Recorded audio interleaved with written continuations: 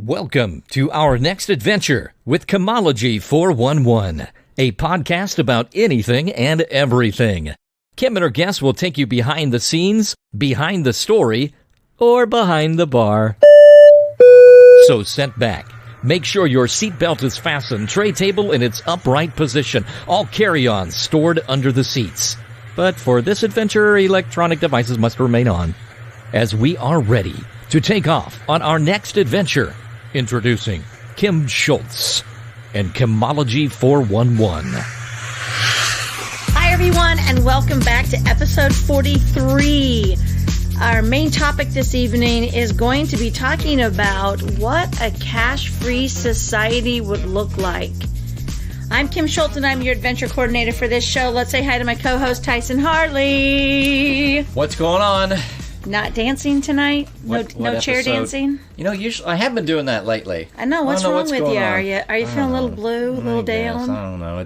It's been a pretty good. The weather's been interesting because it's been warm, but then we've had rain, and it's I've gotten some outside time in, so usually that helps. But yeah, overall, it's still the whole season. It's like this has all been one season, and it's not spring and it's not summer. It's just kind of a depressing season, if you will. Now that it's been 4 months or whatever. Yeah. So no, I'm doing okay. I'm doing fine. Glad to be on 43. Did you say? So yeah, it's very good. Are we ready for? Are we ready for? So. I'm gonna hit the button. Tyson's quick hits. Number 1, guns, guns, guns. And more guns. Ooh. Okay, yeah, so I'm actually going shooting. Again? I've gone shooting twice in the last couple months, so I'm probably... What you shooting? I'm probably going to buy... for all you know, I'm just going to add to my giant artillery. Yes. Sure. Yeah. But yeah, there's some gun ranges around, and I did okay. I just got to kind of get more brushed up on things. So that was kind of fun. Shot a 22... couple different 22s. The handguns? Only handguns so far. Yeah. And 40s. So far, so fun. And I did okay. I kind of looked up on YouTube between this first and second one to try and understand how to hold a gun right so it doesn't fly up and hit you in the face with a kickback. So it's a very specific technique, and just even though you can read it until you have a gun or you're used to dealing with it, it's still a little bit different. I'm like, well, I looked in the video. You're supposed to put this hand here and this hand here, but it's obviously not doing it right. YouTubed it? Totally YouTubed it.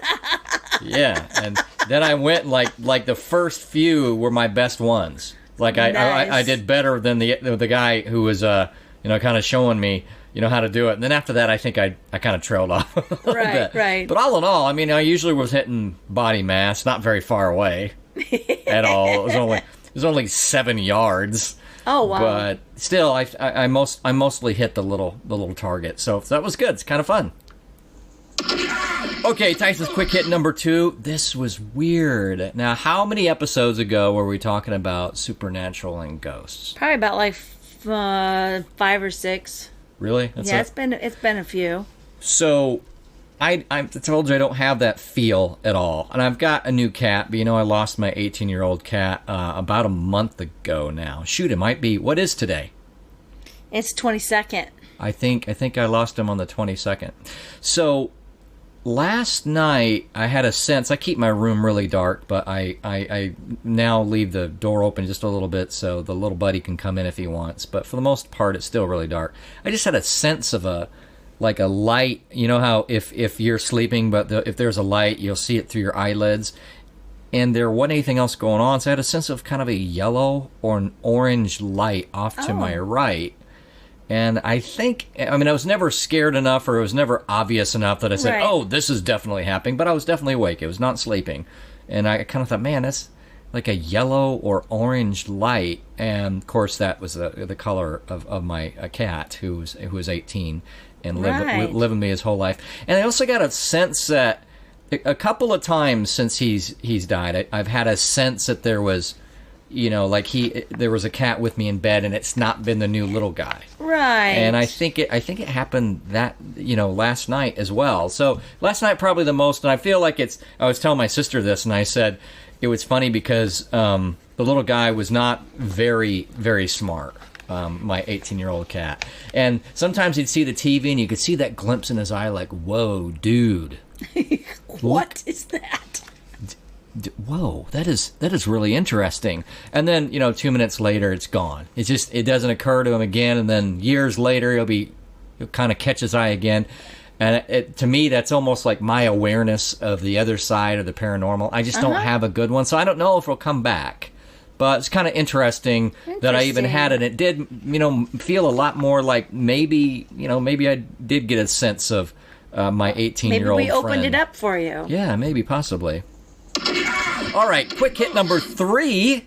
Sports is about to start up. I know you don't care, but the NBA is about to start up. Oh, Now, I do not care about the NBA. what's interesting is that they're gonna they're gonna finish up. They're just gonna jostle for playoff position for like 5, 6, 8 games, something like that. Because it wouldn't be fair, like where they stopped the regular season in its tracks. Those people didn't know those could have been the last most important games to jostle into playoff position. They thought it was just the middle of the season. We just see how it goes.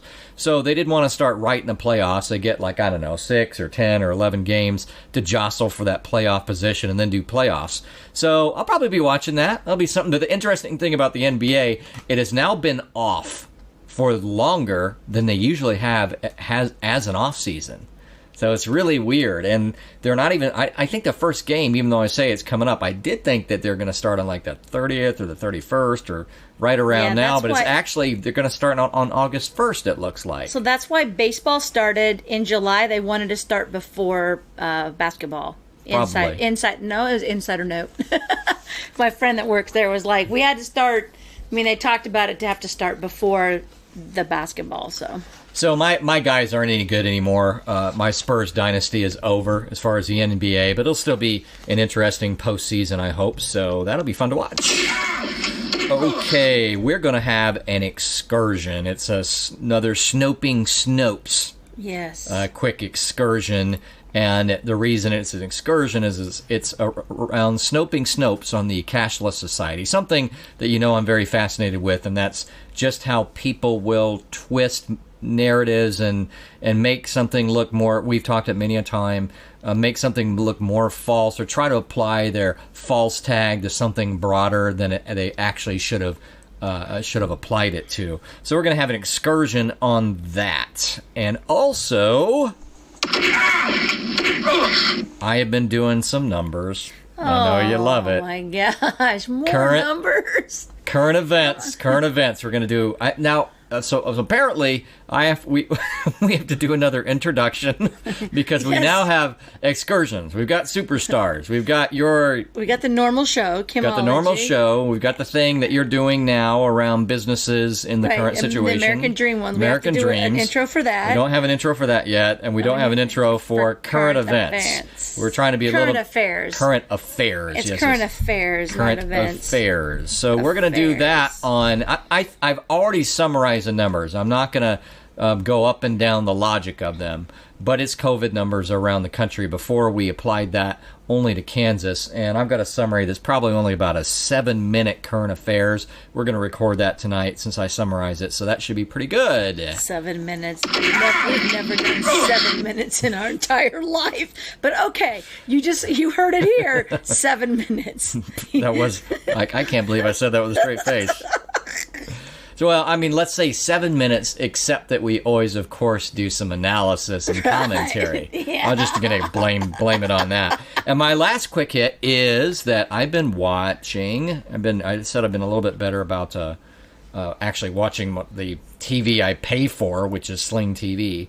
So I'm trying to watch Ancient Aliens more from the beginning. I always just kind of saw that off to the side. If you look at my library, which you actually saw here recently, you've been at the palatial estate of Tyson and saw the new kitty, and the kitty is like, why? How can she possibly resist this face?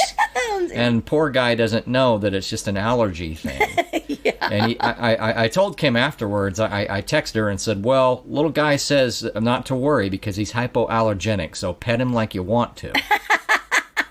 But so I don't know how little guy knows that word. Exactly. But that's what he told me. Just have an EpiPen. So anyway, a lot of my library is around archaeological mysteries and stuff. It's I've got a really cool book on when Napoleon went through Egypt and did, like, what do you call it when you do a little, you scratch like a crayon or something over the top of, you etch it, sketch yeah, it, you etch it over the top of like something that has, three-dimensional indented writing, and you get like a little. So they did that with all of the bunch of Egypt stuff. So that was sitting on my coffee table. So I've always been interested in this other archaeological stuff that's not been emphasized. So I've been watching Ancient Aliens. Never really have watched it because I don't usually have cable, but started from the beginning. So that's been pretty good. I've been liking that. Awesome. Nice. That's the end of Quickies. Well, I have continued with this house renovation, remodel to the finish. About 5 years ago, I did my upstairs, all new wood floors, granite countertops, backsplash, new sink. Yeah, I like your upstairs. It's all done. And then, of course, last year, not because I wanted to, I had to redo my entire office because we got water in the basement. And so I had to pull up the carpet. So I had some vinyl flooring put down. My friend Jeremy came and put the vinyl flooring in the bathroom.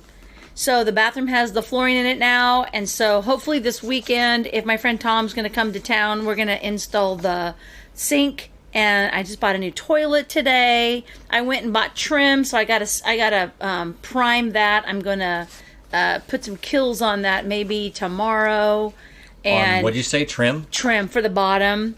And then I have my siding. So they came to measure for the siding, and then they informed me that I have like 4 little windows that make up my front windows and my bedroom windows because I have a bi-level house.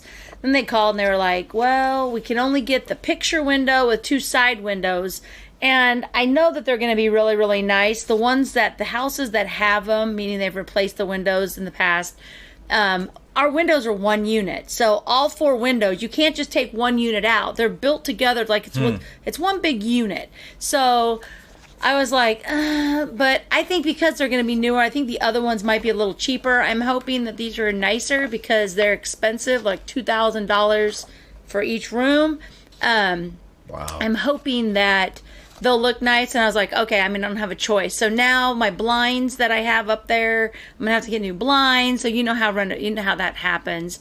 So I did that. Today I met my friend Teresa. We went and picked out carpet for my stairs, because when I did my floors, I wanted to do the stairs. I just didn't know what I wanted to do. And when you're doing everything, you're like, oh, let's make wood stairs. No, because you fall on a wood floor without going up and down stairs. No, thank you. I'd fall continually. So today we went and looked at carpet, and she took me over to the warehouse, and we walked in, and she points at a thing, and she goes, this is a pretty cool color. It's exactly what you need.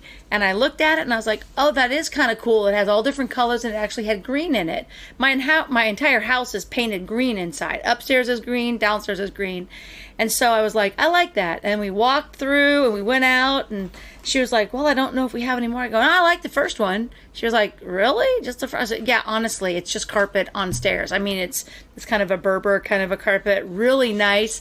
It was half the price that she sold it for, so it's really inexpensive. So she's going to have someone come over and install that for me.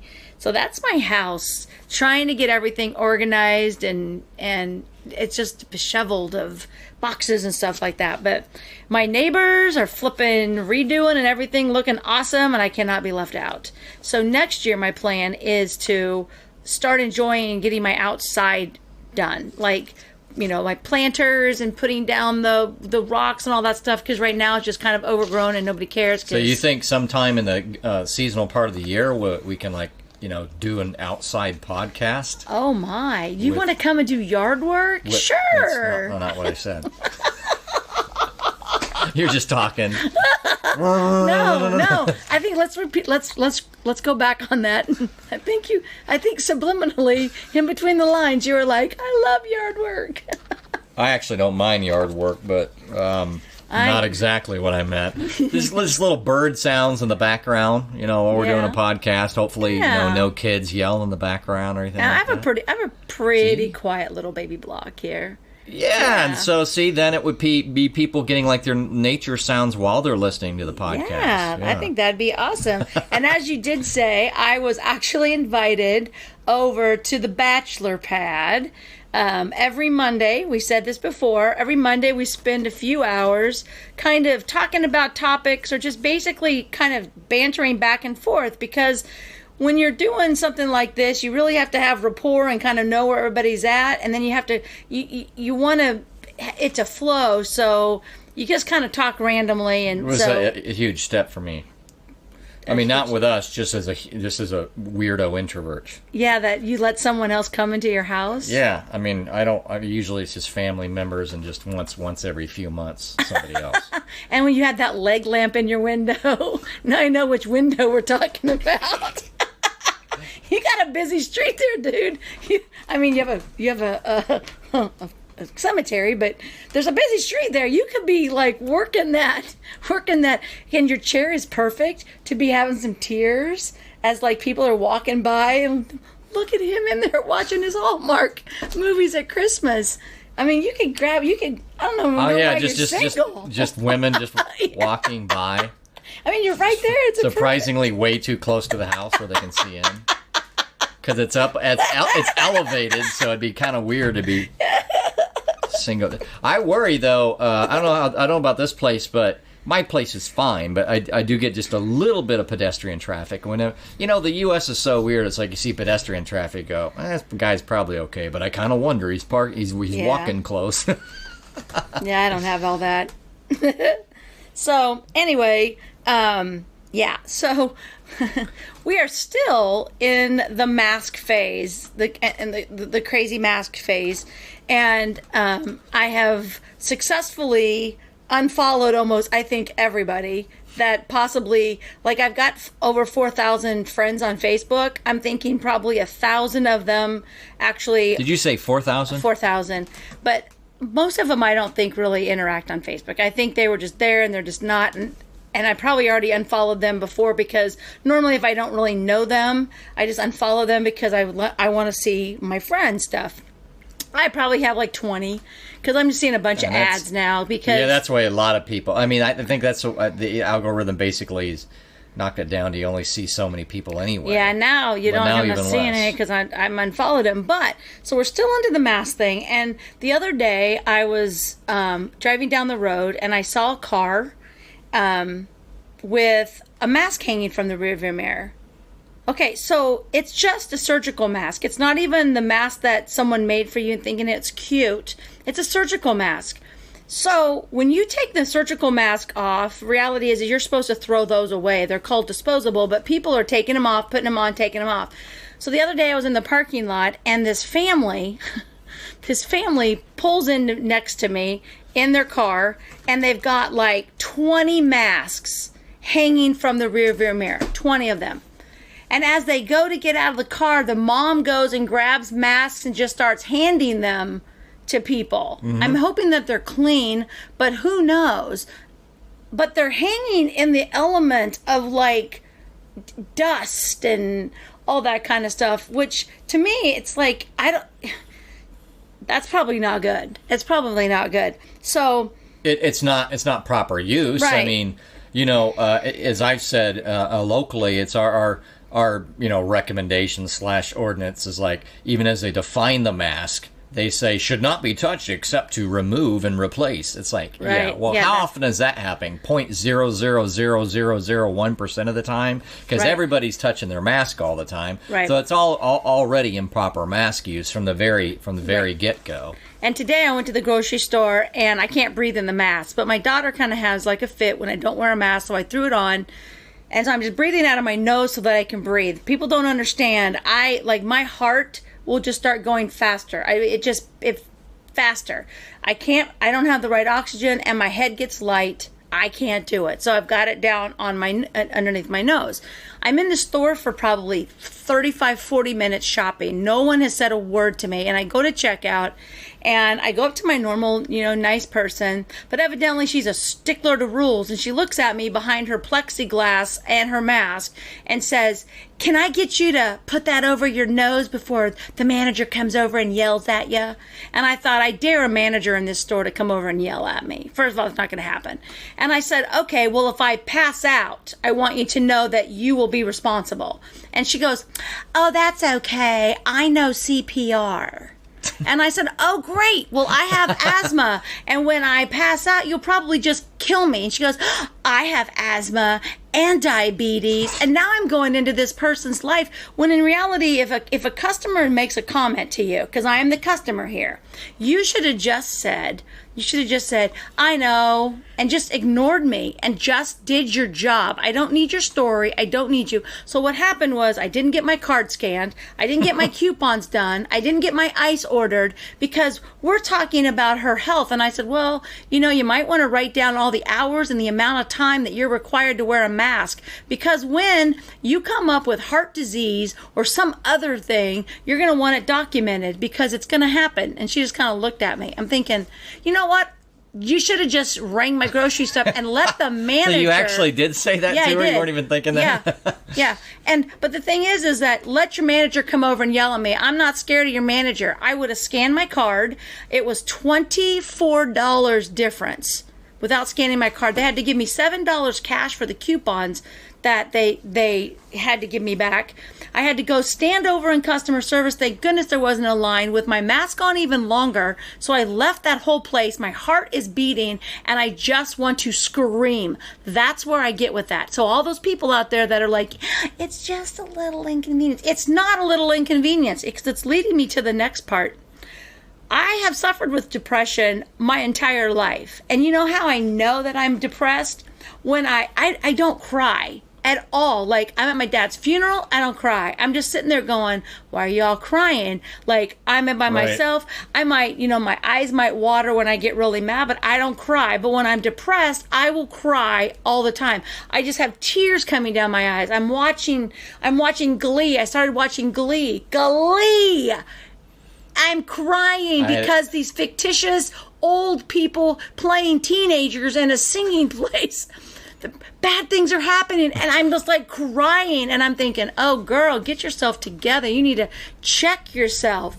And so you can't get up in the morning. You're blowing off the gym. You're not eating healthy. You're trying to do it. It takes 3 times the energy to do everything normal. And most people don't even know what's happening to them. They don't understand it because they're not a professional depression person like I am. I know. I'm like, okay, you got to get back on. I get up. I had 2 days this morning where I had clients that text me. This week? Yeah, 2 days this week that someone texted me at 7 o'clock in the morning and needed my attention right there. That's not my morning. My morning starts out a certain way, but I'm having to answer and talk to them till 7:30 to 8 o'clock. Ruins your whole day because I'm really trying to do it, and it's only because I'm through my depression. It's not a normal day. I can get up at 7 and just do my day, but I'm really working hard. So all those people out there that are feeling kind of crazy and weird, like my friend had a total blow up. She's had 2 of them, and she called me and she goes, "I'm not doing well." She said, "I had to stop myself today." And I was like, "Girl, back it up. You need to go inside and you need to shut your mouth," because that's where we're at now. And so all these people that are so like laid back, like, "Oh, it's not a big deal. Just do it to save." You're going to you're going to explode because you're holding this in. And so. So you mean this is someone who she was trying to just go along to get along, but then it's almost like that was actually affecting her without knowing the mask stuff? This whole thing. The whole thing. This is not a normal thing. So, if you are supposed to, it's like I've always said, it's going back to that diet thing. And you go back and you know what, I'm not going to eat any sugar and I'm not going to eat any bread. And so the first day you go and you're like, "Yeah, champion." And then the second day you're like, "Yeah, that's awesome." You get on the scale and you're like, "I haven't lost any weight yet." And so then you go and you're like, you go out and your friends are like, oh, eat this. And you're like, I guess it's okay to eat this. And how long does it take before you go back to normal? You don't feel right when you pull sugar out of your body. You don't feel right I can do it immediately. When you eat. Well, you don't. If I decide to do it, I can stop it immediately. You can stop it immediately, but how long? For the rest of your life? No. See, there you go. That's what I'm talking about. I can do the month or 2 months. To exactly. Where But then you get it right back because we're prone to eating gobstoppers. I don't. Well, yeah. I mean, I definitely.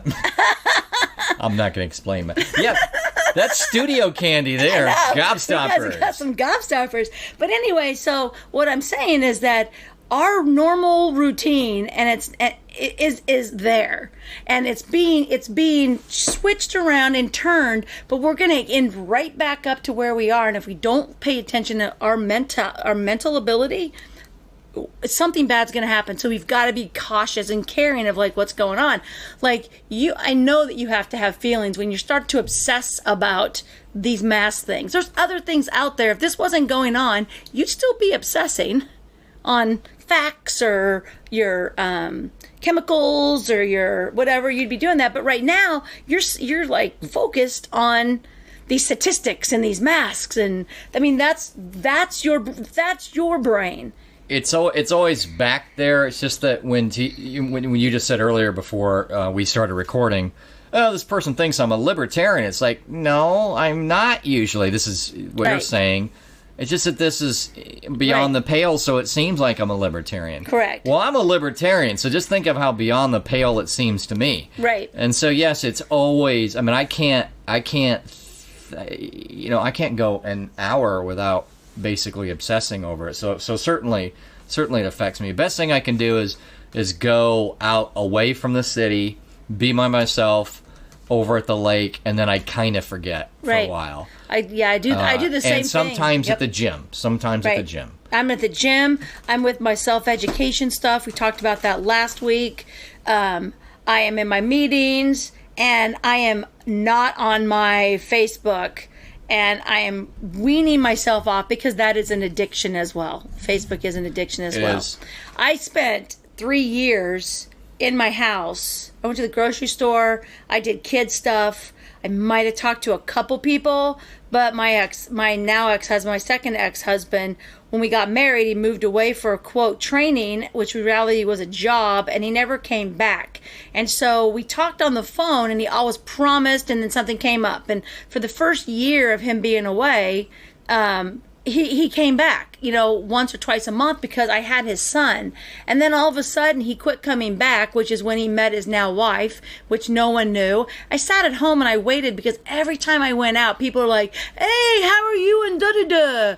And I'd be like, oh, like, I don't want to talk about it. Isn't it great just now refer to them as da-da-da? Da-da-da. I'm not saying I don't like to say their names, but, and I'm like, no, I can't handle it because I can't lie. So I have to go into the story. You know what? Nope, he didn't come back. I haven't seen him. And I hadn't seen him for like a couple years. He didn't come back. And so I've done the depression thing. I did it. Yeah. I don't want to waste another year of my life. I am 53 years old and I want to enjoy life. And there's people out there that this is the last of their life and they're not going to get to see their friends. They're not going to get to see their family and they're not living their life normal.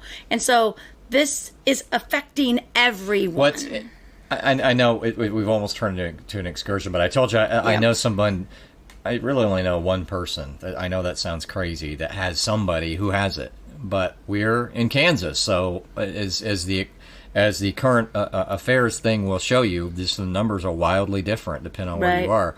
Anyway, this guy's mom is 90, and towards the end of her life, and has not seen her loved ones for months and months and months. But. Yeah, it's kind of sad. So besides the flu, we have other things going on because we know that there's things happening in our society that they're like, what? A pandemic? Let's get some other things going. And because nobody's gonna even care. And these are things that get brought up all the time. So now with this flu, they're talking about mandatory vaccines, which I can never see as possibly legal. Like, I can't imagine we turned into some country where you have to have like a badge that has that you had a vaccine on it. Because what if I died from that vaccine? What if, like, not everybody can take vaccines? So that kind of was weird to me. So it's going to be very quickly. And I want everybody to know, I did not steer towards this topic at all, which is kind of surprising if you knew me. Well, I wasn't talking about a topic. I was just going down my list. No, I know, but the main topic. But as to the mandatory vaccines, it would just be brought in like this type of stuff is, it's just that the big companies, they're going to require that in order for you, or to participate, or schools for schools. Or it may or may not ever be mandatory from the federal government down, but it'll be more or less mandatory in practicality. Anyway, go ahead. So, and then we have the people talk about putting the chips in you or having some way to always know your well-being. We have our phones. They already tell you. I got an email the other day that told me exactly where I was, how many miles I've gone. It's my Google thing on there. It sends me an email, and it shows me all the cities that I've been in. It's actually kind of pretty cool because it's coming to me and like, and I mean, if but why do you need it? You not remember where you went? That's the thing. It's just this salesmanship of this. Right. Isn't this just cooler than snot? And it's like, no, it's not cool. If I had a husband and I got his email, I'd be like, why were you there? Right. So that could cause a problem. But it's just like, isn't that so cool? It's like, I shut off all of it. But you know what? If they really want to know all that stuff, you don't think they're going to... Yeah, they can find you. And so then it seems like they want to eliminate all public schools of going to class again, just thinking that everybody's just going to be homeschooled or whatever. and it's going to turn around is that someone's going to come up with a great idea and say, hey, I'm going to open up another private school because kids need that school thing. And so we got crazy stuff going on with our schools. But the weirdest thing is the cashless society. And today at Dillon's, it was like, due to the change shortage, we ask that you use a correct change. And some of these people are adding the change onto your card, meaning it's like a credit card now. So if I go into Dillon's and I need 58 cents, supposedly that 58 cents, they don't give it back to you in change, they put it on your card. But what if that 58 cents was going to pay the parking meter after when you go to work to do your meeting, and now they're keeping the money? I don't even know how legal that is. I don't know if that's happened. That's just what I heard. So in other words, you would have got change from cash. You would have got 58 cents, but now... Here's what I'm thinking of doing. I'm thinking of going into a place, have a lot of cash on me, wait for them to tell me no, but have a full cart by that time. And if so, I'm leaving the cart. Right. Well, I mean, they'll do it. They're going to do it. It's just that they're asking you right now not to. And so I was asking some people, like, well, what would it look like if we did this? And they've talked about the cash free. So let's even think about what we've done to become cash free. We have the credit cards that tap. We have Google Pay. We have Apple Pay. We have PayPal, Venmo, all those different payment types out there now, to where people are just moving money back and forth. And that, you know what, that works out fine. My clients come to me and they go, can we Venmo that to you? And I'm like, I don't have that. Like, I don't have that. I didn't hear it until 3 weeks ago. Right. And I still don't know what it actually is. It's like a PayPal. It's the same thing. And but so we have all that stuff going on. But think about what you actually have to have cash for. Now, in Topeka, in our city, about 10 years ago, they decided to put in parking meters that went off of debit cards. So you could actually... They had it was in the court where the courthouse is. They took all the parking meters out and they put them in to where you could use cash or you could use your debit card. And they lasted like a month, and then they took them all out. They were on the parking meter. They were at each spot. At each spot, yeah. You just ran it. You just ran at each spot. Now a lot of them have like the machines, and then you have to go put the ticket on your car, or you go in and you put in a parking spot. But we're downtown, so we don't have that. But reality is they took them out, and they were like, "That's too much." I mean, the cost of upkeep of the parking meters to get $1, they took them out. So our parking meters run on change. So are you gonna? So they had a thing on a car that said, "Sorry, parking meter, change shortage, no change," and put that. It was like a joke, like well, if there's no change, I can't put the parking meter. So we have parking meters. We have the garage sales. Not everybody's gonna put in a square and start putting all the money, from their garage sale, and they're all gonna come up with their haggle and be like, "I'd like to buy this for 8 cents," and then have to use a credit card that's gonna charge them 30 cents for the transaction. See, that was part of it, because to me, part of this is, and it might have been part of the parking thing, but to me, there's a couple reasons to do it, because they always end up charging these convenience fees. It's like, what's so convenient about it? I mean, cash is already convenient if I have it. Right. So if you're forcing me to do cards instead of using cash, well, what's so convenient about that? Right. But they just get to, because it's a transaction that they can count, they can see, they get to do some little transaction fee. Right. And it's how much more money it is? I mean, you have to realize some of the ulterior motives of this. Is just, if you can count transactions and make money off of every single one of them, even if it's a little bit. Go ahead. So we have tips, strippers. How? So every year, legislatures are like this. Did you say tips? Tips. Okay. All right. Well, I'm sure you just said strippers right after. Tips and strippers.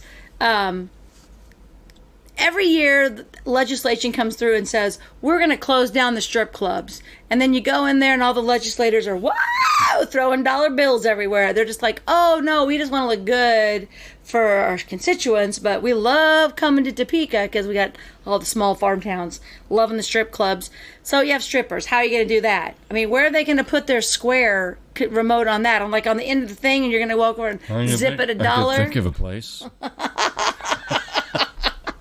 So we have pay for food. So let's say that we go out to eat. Well, but back to tips. I mean, I didn't understand until I knew it, but I'm not a big restaurant goer. Mm-hmm. I've always done proper tips. I just don't go to the restaurants a lot. I mean, I know what 15% is. It's pretty easy just to figure it out. So always do it, but I was never in the business growing up, and so I just kind of emphasized to me, it's like, oh, well, if it's an electronic tip, then guess what's all in the machine keeping record? The entire amount. If it's not an electronic tip, then you're actually giving that person more money in a sense by giving the exact same tip in a cash, because they don't have to report it fully. But also, some restaurants charge them the fees. So let's say that you make $100 in tips that night, and there's a fee on that, and the restaurant will say, we're going to take 0.05% of your tips to pay the fee that we have to pay on your tips. So you don't get the full amount of money. That's why I always try to tip with cash if I have cash. That way there's not a fee on that money. For some of those restaurants will charge their wait staff a percentage to be for their credit card and tips. It's somehow Now another thing is if they talk about tips, restaurants would have to come up with a really, really fine way of keeping track of all those, because the restaurant is the only one that's giving out the tips. The IRS doesn't know who the tips go to. It's not like you have your own account for tips. Your credit card thing just says this restaurant had $37,000 in tips. It doesn't tell the people who got the tips. So then these I think mine did. That I worked at. It was a national chain, and it was their POS system did. Their POS system, the credit card people that goes to the IRS on your 1099K, they don't know. Your POS system keeps track of all the tips and the percentages and all that stuff, so that the IRS doesn't get that. But a ma and pa doesn't have that system to build and keep track of the tips that their waitstaff are using. So now you just added one more step to them to try to keep track of it, to put it in their payroll and calculate everything out, because it's going to be by hand. So we have, let's see here. Whenever you force any of these technological things on somebody, it's always the bigger players that can just throw it into their usual overhead. Right. When you force it upon any group, and I'm talking anything, whether it's no, you've got to change from incandescent to fluorescent. You can't not.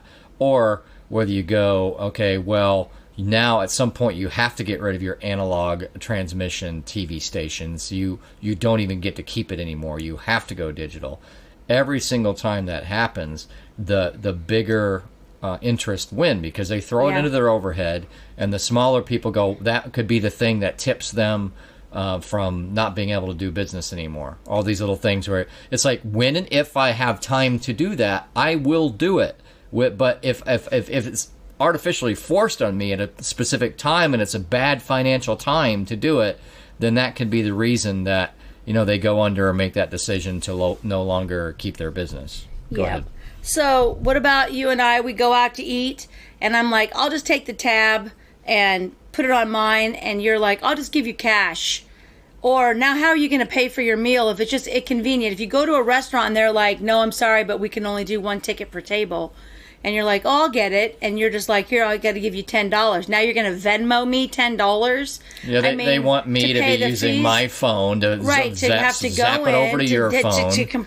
And I don't want to do any of that crap. Correct. Yes, exactly. And like you said earlier, the bank accounts, they charge fees and transactions. You go to Walmart, and the amount that they pay on those transactions is minimal because they own their company. Like, they have their own transaction. But a small mom and pop, they could pay 30 cents per transaction. Square is like 1% plus 30 cents. So you could do a $5 and it's going to cost you 35 to 45 cents on a $5 transaction. That adds up very quickly. And so the small people, once again, they don't get those good rates. It's all the corporate people that get the good rates. And as you were talking about transactions, big people don't pay for crap. They get everything free. It's like when we changed over to digital movies, AMC comes in and they were like, it's going to cost, I'm making this up, $1 million per theater. Yeah, we're just going to give it to you. But you over here in this town of like 5,000 people, you're going to have to pay the $250,000 to get this equipment because you're not big enough. Oh, you can't? I guess Big Brother's going to come in and buy you out. So now you've got a Big Brother in here. The local movie theater's gone because they can't afford the equipment. And that's just that. That happened. So that would be the same thing happening here. Is the big guys, they get much smaller rates, and the little guys will be that they want cash. Well, because you're saying, well, there's a lot more traffic there, and the people who are trying to, update the industry standard are like, well, we got to make it work there because, after all, that's one of the big flagship theaters. So we'll let them have it because we don't want the big flagship theater in Topeka to not do this. We want them to implement it. So, the thing is, though, just to emphasize again, it's like, it's always, I do math all the time. And it's like, wait a second. So how much if I go pay the old classic one, I don't know if this is even the case. Does anybody even go to their non-banks ATMs anymore? Because I never would. I do. So if you do, is it still like a ridiculous fee to take anything out? I pay no fees at my bank. Well, but do some people? In order for the one, because when I'm at the casino, if I use the thing there, it's like $7.50 to use total. And so to me, I've always said to myself, $7.50 for a minute's work. Right. Now, how much do you pay a human?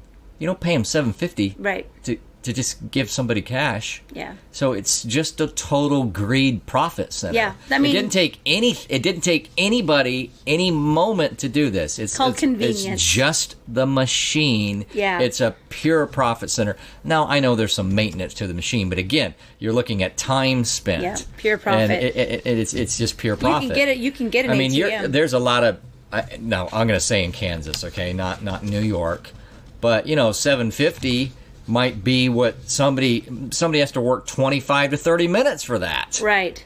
And this is a transaction that it's 30 seconds. Yeah. Oh, yeah. I get it. Yeah. I don't like all that stuff. That's why I have no fees. But that's why you understand the motive of, this, well, if we turn, we can maybe build some fees into this. But there's more than that. I think we're going to more of it. We got more. So anyway, we've got some people just aren't smart enough to be able to handle electronic stuff. I mean, you have to monitor, you have to know what you have, you have to be able to go transfer. You get a PayPal thing, you got to go transfer that to your account, or you're going to pay through PayPal. And then what if you don't have enough money in PayPal? Now you're being held responsible. Some people aren't that way. Just some other quick ones is you can't put cash. You put cash in like birthday cards. Charities. How do you do boot drives or like standing outside? How do the Girl Scouts sell Girl Scout cookies? How do you have the neighbor boy come over and help you in the yard, doing some stuff and hand him $5? I mean, I really doubt a little 7-year-old has a Venmo. Like, they're going to have to learn that. They need to see the cash and understand the cash and learn how to count it back to you. And that you need to know that. It's like when they eliminated cursive writing. You understand that we have documents from the past that are only in cursive. These children will never be able to read this foreign language because they don't understand cursive. Well, the same thing here. We need money. What if you have a bill that's due and you're like, crap, I don't have the money, and so your friend over here has a fence to get fixed? You're gonna Venmo me the money? I mean, what are we doing here? You can't do that. Let's see here. So regarding the kid thing, how, to your point of how that's going to work, I mean, it's going to have to be a whole different rigmarole because it's going to be. Now, again, we're talking the extremity of almost all a cashless and coin society. So yeah. He'd have to have some kind of a representation electronically. Yeah. A kid. Yeah, a child. And then now, granted, whatever he has, ideally, but what if that kid has $200 built up? I mean, you have to work security so that his $200 worth of savings doesn't accidentally go out the window because he's a kid and he doesn't know how to handle these things, and somebody doesn't scam him and taking out of his $200 he worked for the last 2 years to get an allowance and these little things. And meanwhile, you want to pay him for the. So make sure your dad comes over so he can pay that $5. Get that $5 to you, and you don't even get that reward of that. Oh my gosh, I got a $5 bill. Like, there's excitement there. There is no excitement when someone puts money on your card. There's nothing there. I mean, it's not there. So I love my pros and cons. I love pros and cons. So here I found some. I went to www.thebalance.com and I looked up pros and cons, and this was their pros. And I'm going to destroy them because we know that these pros, they try really hard. They're like, come up with some pros, and they're like, we can't. And they're like, no, we got to have like 5 pros. Have 4 of them because we got 4 easy cons. The segment's called pros and cons, so come up with something. So it's kind of a stretch. So this is funny. A lower crime rate because there's no tangible money to steal. That means thieves are going to go away. That doesn't mean that someone's going to hack into a bank and get millions of dollars, as opposed to those places are always very secure. That hacking, they haven't. I've never heard of hacking. That's crazy. I know. I was like, it was just I don't know, like a joke. I was just joking. I can't believe they would do that. So anyway, lower crime rate. That's. I mean, I suppose academically it's possible, but again, as soon as you figure out, but something else has a decent chance to replace it. Crime There's somebody. Yeah, crime is crime. I mean, it's. Never mind that they could just steal the wallet and steal the wallet, or steal the watch, or steal the shoes, or steal the jewelry, or the Minority Report eyeball. I mean, maybe they're in your eyeball. Who knows? Less money laundering because there's always a digital paper trail. I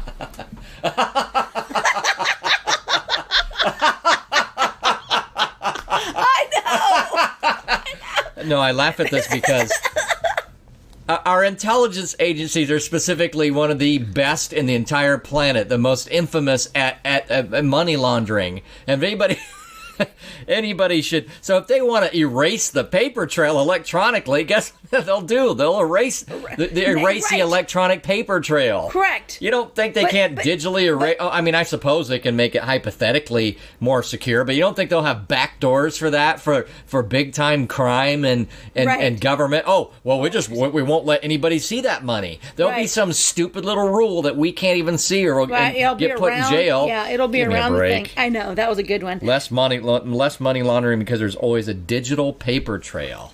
Oh, that just right there tells you that everything you do will have a digital paper trail. Yeah, because everything. And then what are they going to call? What are they going to call money laundering? Because that gets back to, man, it really just seems like it's about control. Right. And so you're just going to go, you know what?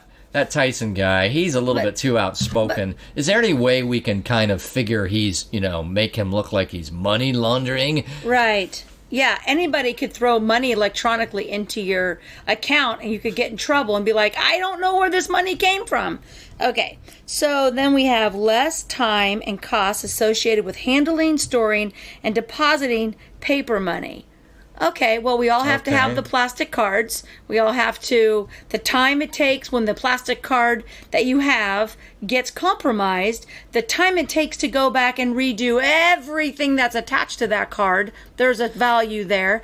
The paper, now you have, everything's electronic, so now you've got people having to fix all the machinery and the software, continually updating it because the people out there are hacking it because that is the only place they can get money and they will do it. Okay, that's a lot less time. I can see that this would be, to me, it's like, sure, yeah, there would be less time and cost associated, but whether or not this whole balance is a scale of pros is really just even with it outweighs the cons, that's another thing. Easier current exchange while traveling internationally. Sure. I mean, don't we just use credit card normally anyway when we? I don't travel, but yeah. I mean, most people. I mean, when you get there, people go get their euros, they transfer it over. It's really not that hard. So we're going to put those people out of business. It is quote easier. Okay, but it's like when you get there, isn't there like a money changing place right there usually? Right, and then what about all the little boutiques and stuff like that? Like that you go and you're seeing if it's dollars, well, yeah, So anyway, but here are the cons from thebalance.com. Exposes your personal information to a possible data breach. If hackers drain your bank account or you experience technical issues, you have no alternative source of money. Those without bank accounts will struggle and keep up with evolving cashless technology. And some may find it harder to control spending when they don't see physical cash leaving their hands. And that is the biggest part with a lot of people, is that they have to see the money. They want to get the money in their hand. They go get their paycheck. Mm-hmm. They go cash that paycheck. They don't put it in the bank. And they have their $475 and they go 20, 40, 60, 80 it's goes to this. Very famous control your expenses and control your spending technique. Right. So, and I'm very digital, and I am not saying, because once again, I do almost everything. I do a lot of stuff with cash because I like to tip with cash, do small businesses with cash. I like to do that. I always like to have cash with me, but I also want to have the option to have what I have. And first of all, the data breach, my credit card has been breached like 5 times. Target, Home Depot, and then one of them, I think it was Target and Home Depot and something else, to where they're like, yep, we're going to have to send you a new card. And it takes me about 2.5 hours to reset everything up with a new card. But they're on it. If you have a bank card and someone does that and they take $2,000 out of your account, the bank goes, oh, we'll look into it. Well, you know what it's going to do then? Knowing that there's this higher issue of, okay, well, no one has $500 sitting, somewhere in a drawer somewhere just in case, something happens with their bank account. And so what's more secure? Credit cards, because it's not a balance at the moment. Exactly. It's not your cash. So what does that help then? It helps, well, you're going to want to remember in this day and age, A credit card, that would be the new sales pitch for those Right. people who do try to resist credit cards. Will be like, Right. yeah, but remember, something happens with that statement. If something happens with fraud, if you get double billed, what are you going to do now? You're going to want it. Going to want a backup credit card. So all these Right. people, so that will be a sales pitch for them. Yeah. Well, and also, so let's just say this. Let's say that you go to the casino and you go and you go and you go. All this data is being taken care of. So they see that you're at the ATM and they're seeing that you're spending $500 a day at the casino every single day. What's going to keep that data from not contacting you, thinking we need to get them and start showing you ads of like the gamblers? That's a great question. That's a great the gamblers. point. So I wondered if you're going to go there. You're going to start spending your money, and then all of a sudden, everything on your social media, everything is going to be. I wonder where that is now. That's an excellent point, because as soon as you started saying it, I've somehow kind of read your face that that's where you might be going. Oh yeah. So I wonder if they do any of that now. Because Lord knows they have enough information if they wanted to. I kind of think the morals are you're not supposed to do that. But it makes me wonder if they won't go there. And the likelihood will be higher if they know you 100% of your spending. I think like a credit card, I think they probably do use it. They look at your stuff, but it's more in what they advertise to you, not selling your data like, so Kim likes to eat ice cream. Yeah, but that's always a third day. party. I mean, your bank account doesn't run that. They sell it to Google Ad Services or something, and then that's what pops it back over. Well, that's what I'm saying is I don't know if financial information can legally be given away to someone other than them, which meaning they are the ones who would be advertising. So I get an email from my credit card and it'll be like, these 5 places, like you can earn points at these 5 places. They're looking at your data and they're like, she travels, so let's look over here. She likes to eat. She likes this kind of food. So let's of our vendors that we have, we want to show her something that's done in house. But that's almost an interesting another topic. I hadn't thought of that before. So anyway, we have all of that stuff. So it says this. It also said, forget about cash being dirty. Stop being so easily led. Cash has been around for a very, very long time. And someone said they could contract it because they did a $20 bill. It's like, no. Being dirty? Physically dirty. Because the situation. Physically being dirty. It's like, well, a lot of things have been, sure. Right. Yeah. But again, it's like. Money is dirty. Throw it in the washer. It's going to wash. It does. It's not paper. I've washed many bills accidentally in my pocket. I'm pretty excited when I get them. Money launderer. I know. I like my money downy fresh. So anyway, I already went down all that stuff. I don't want to go all of them. So, but one thing for me is really the idea of, we talked about this, the side hustles that you need. Okay, you know what? I need to go. I'll say sling pizza, but that's not right. Deliver pizza or whatever. And yeah, it's just my side job. And if I make $500 with this, it's just $500, if you know what I mean. And what this does is just allow that in this day and age, with the type of bank strain we just allowed, 2.2 trillion or 3 trillion or whatever, they're going to need taxes. And so that might be part of the push. I do believe that you're right, that part of the push is just while the society is so crazy, let's just try to throw in all these little things that usually would be a big distraction. But now, because everything has just gone sideways, we throw these 3 things in and they won't even notice, let alone... And they have an excuse. They're like, oh no, the mint was closed down for 2 months and they couldn't make the correct amount of change. So the COVID is blamed for a lot of things going on. It's like, how'd you get pregnant? I haven't seen you. I've been out of town. It's like, it's COVID. I don't understand. But they do have a major deficit. Not that we're ever going to pay off the banksters, and unfortunately, but it's going to be at least an excuse to want higher taxes or to be able to assess taxes more accurately. Right. So that's going to be part of the sales pitch. But here's the thing. Because you're a criminal if you're trying to do a side hustle. And in one way you are, like what I tell you. Three or four people I know, I sure do side hustles to a pretty significant degree.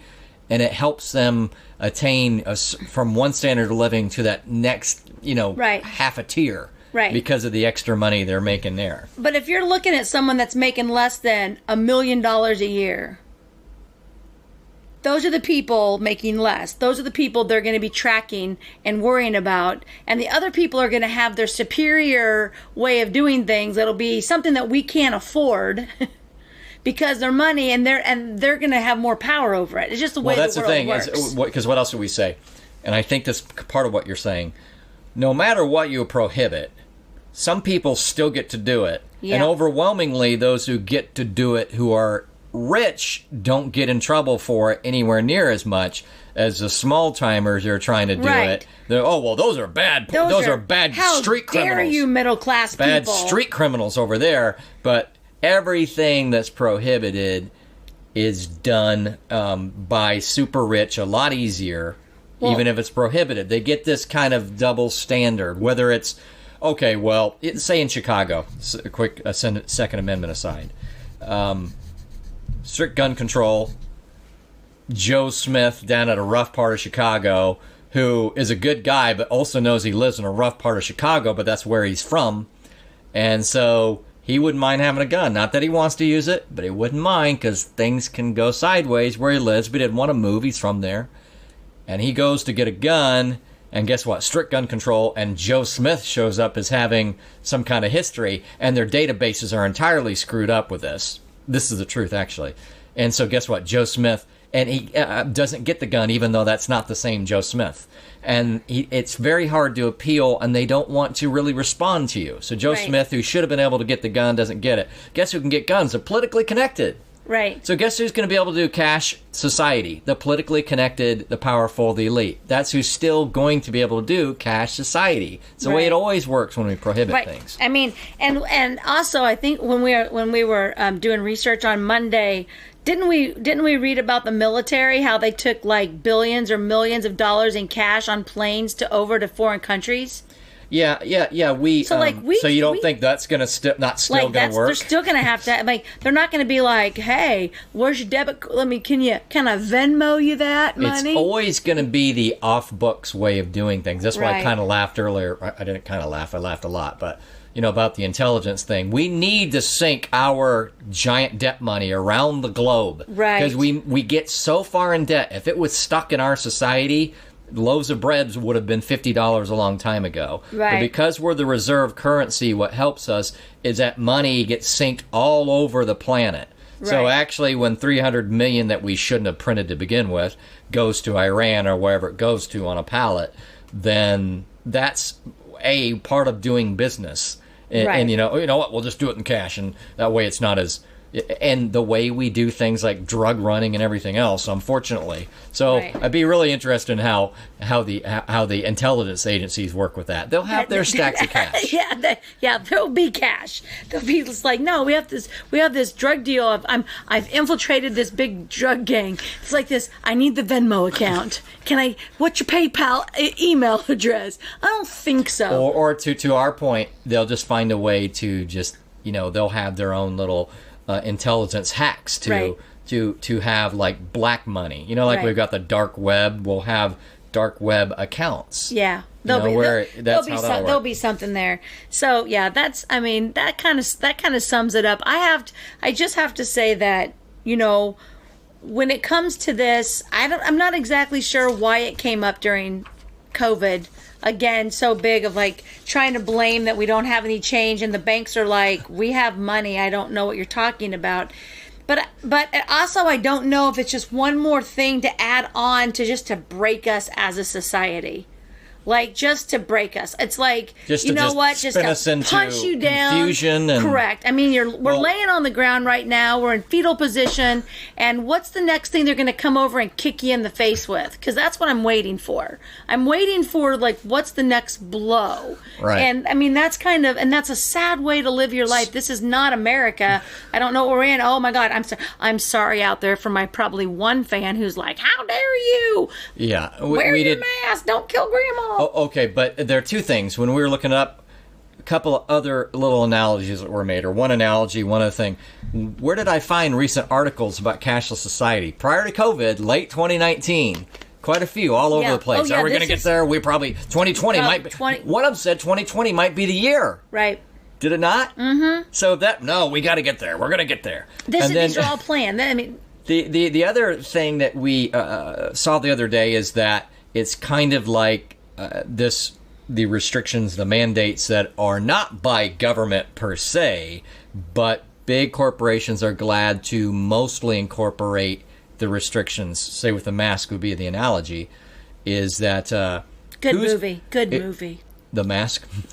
So sorry. If I could turn back time. I don't even know if that's. I just know that I know they did that in the X-Files. They had the Mask X-Files episode. It was hilarious. You need to go see it. Where it's kind of a parody of it. Not so much parody. Anyway, so someone made the analogy of the self-checkouts. Now, who tried to push self-checkouts and why? And what did we say? Well, what about paying people? Do you really have to go to the nth degree to save every last possible cent? I mean, aren't you already leading the industry by far, Walmart? Right. You got to go to the nth degree, then Dillon's, and then some little local place like I got to pay how much for a automatic, or excuse me, a self-checkout area? I can't do that. Right. So then they're further behind the 8 ball. So who's pushing this?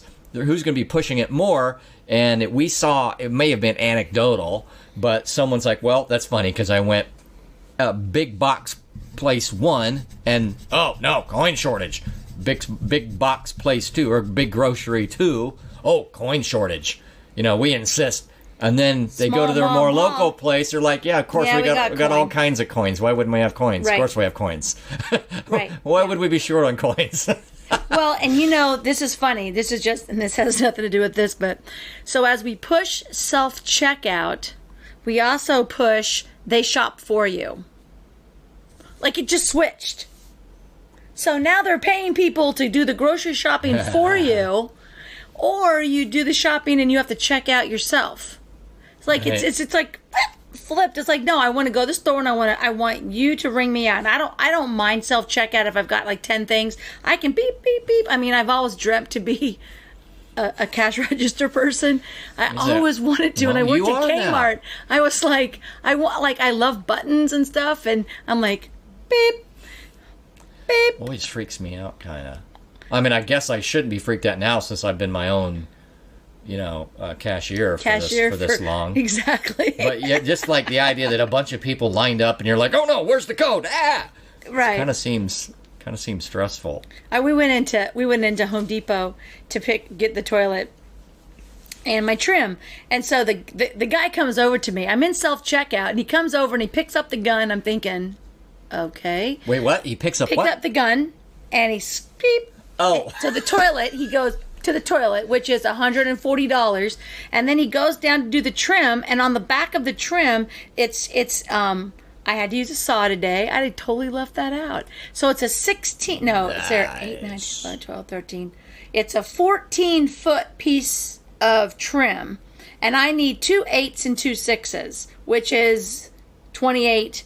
So we put the thing up there, and I sawed through it, got my 8 and my 6, and then I went over. You mean at the store? At Home Depot. Okay, yeah. But they'll do that for you, too.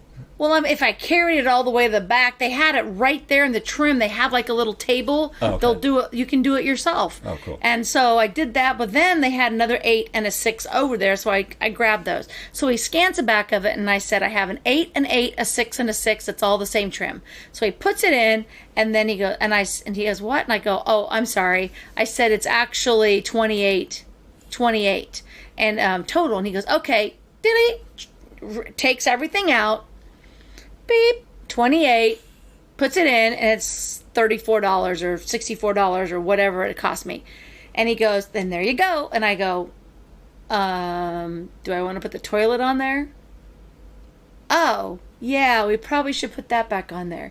So I was like, if you're going to do it for me, you got to do the whole thing, or what are we doing here? Like, why did you come over in the first place? I probably could have figured this out myself, or you could have come over when I needed your help.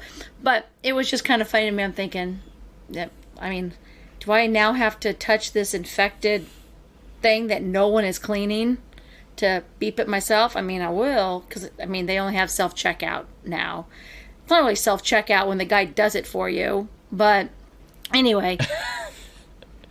It's a crazy time. I did that, yeah. I don't know. But anyway, all right, guys. Well, we do have some excursions and some current affairs that we're going to get to. So we're going to leave you with this. I'm just going to tell you, we need cash. If there's ever a vote for it, we need cash. You need cash. If those systems go down, if you can think of Y2K, imagine Y2K when everybody went to the bank and withdrew money because everybody wanted to have at least like $1,000, because when the entire world went dark at 12:01, they needed, what if our society went down? We've watched the movies. Go watch the movies when they take down the system and they have no access to cash. They also can just take your money. If you get garnished, they can take all your money. You can't have a cash. Well, you have, when I filed for bankruptcy on my ex-husband's credit cards, they took all my money out of my account, and they said, my attorney said, you have to take all the money out of the bank. So I had to decash for a year while the bankruptcy went through to make sure that the garnishments and stuff weren't going to take my money, because it was all of his debt.